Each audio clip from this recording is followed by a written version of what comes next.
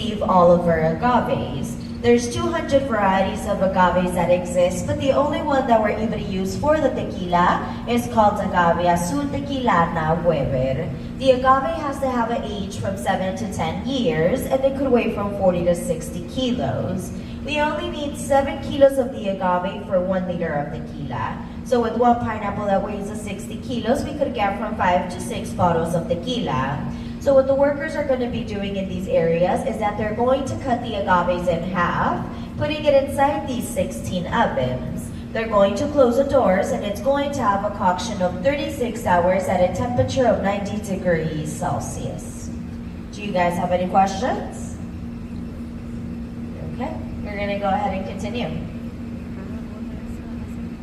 Once the 36 hours of coction pass, they're going to open these doors for 8 hours so the ovens can cool down.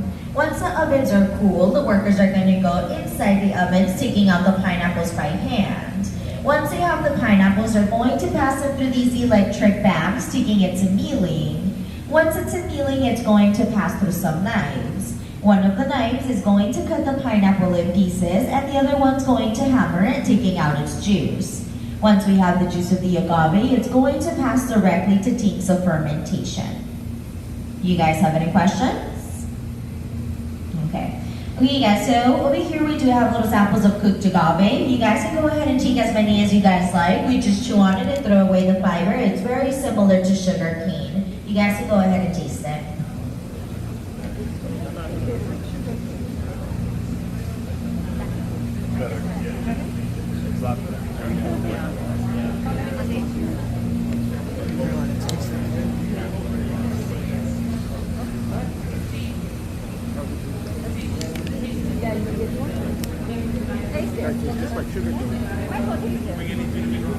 Of the yeast, it's that it's going to eat the most of sugar, converting it in alcohol. And this has to have a temperature of 32 to 34 degrees. If it passes that temperature, the yeast dies and it doesn't work anymore. And this has to have a process of 60 hours. This is going to end up having a 5% of alcohol, but we are still not going to be able to drink it because it's going to have bad alcohols like methanol. So this has to pass through another process, which is distillation, and that's where they're going to do the separation of the good and bad alcohols. Once it passes through this process, we're going to be getting a white tequila with 55% alcohol. Do you guys have any questions?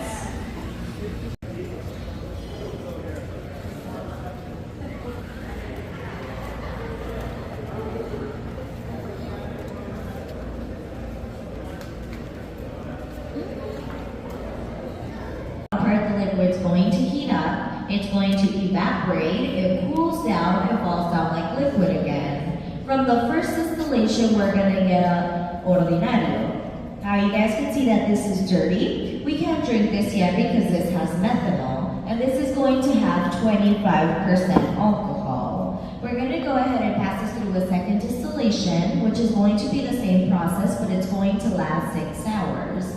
Once the 6 hours pass, we're going to go ahead and get a white tequila.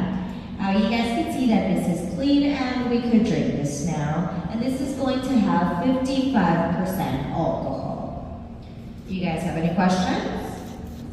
Are you guys ready? We're going to talk about the type of tequilas that we have. The white tequila you guys just tasted is going to be the base for all of the tequilas that we have. We're always going to end up getting a white tequila with 55% alcohol. What's going to make that change is going to be the time that the tequila is inside the barrel. So depending how many months or years of tequila is in the barrel, it's a different colors, flavors, and aromas it's going to have. As an example, we have a silver tequila or a tequila plata. This is going to pass 15 to 28 days inside a pipon. A pipon is going to be one of these big barrels that we have on this side. It is not going to change the colors of a tequila, it's only going to change slightly the flavors. At the end, we have a very special tequila that came out in 2008 for the 250th anniversary of the company. The tequila is actually called 250th anniversary. And what makes this tequila a little bit more special and unique to the rest that we have is that it's going to be a blend of 2 tequilas. It's a blend of the extra aged tequila by reserve mixed with the white tequila that we have down in the cellar that's been there for more than 130 years. So it's going to be a blend of those two. That's what makes it more special and unique to the rest that we have. And over here we do have the best tequila of the house, which is going to be Reserva de la Familia, or Reserve of the Family. The best tequila we have in the brand is going to be the Extra Añejo. This tequila is going to be a little bit more special because the tequila was only for the family, only they would drink it. Until they had their 200th anniversary and decided to start selling this tequila, so we were all able to taste it. And this happened in 1995. Something else that makes this tequila a little bit more special, unique to the rest that we have, is that it's a little bit more as a collection. So every year they open a contest with a different painting or a different design. The design that wins is the one that goes in the wooden box, like the one that we could see back here. So each year we are going to have two different designs, one that you could get exclusive here in the stores, and the one that we're going to export all over the world. So we are always going to have those two different designs each year. You guys have any questions? Over here we have the Diosa Mayagüe. The story says that the Diosa Mayagüe found the tequila thanks to lightning. The lightning hit the plant, it cooked it, and fermented it, and it became tequila. They didn't know it was tequila until they started drinking out of the plant and they started forgetting things. Over here we have a guy doing the hima. The hima is that they're going to get rid of all of the leaves of the agaves, leaving the pineapple completely white. Once we have the pineapple completely white, it's going to pass to the ovens. Once it passes hours of concoction, it's going to pass directly to the mealing process.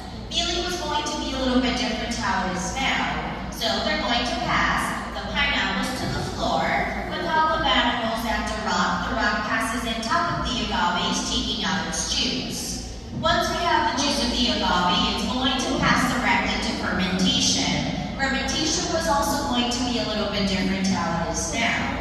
So they're going to pass the liquid to a barrel, and they're going to get a very dirty guy that's going to go inside the barrel to fermenting the tequila. So if it would be the yeast back in the day that we use now, the yeast that we use now uses sugar and converts in alcohol. Its body and converts into exactly the same thing. This was going to be very similar like with wine, but they would use their feet to fermentate the drink. He would use his body and his natural germs.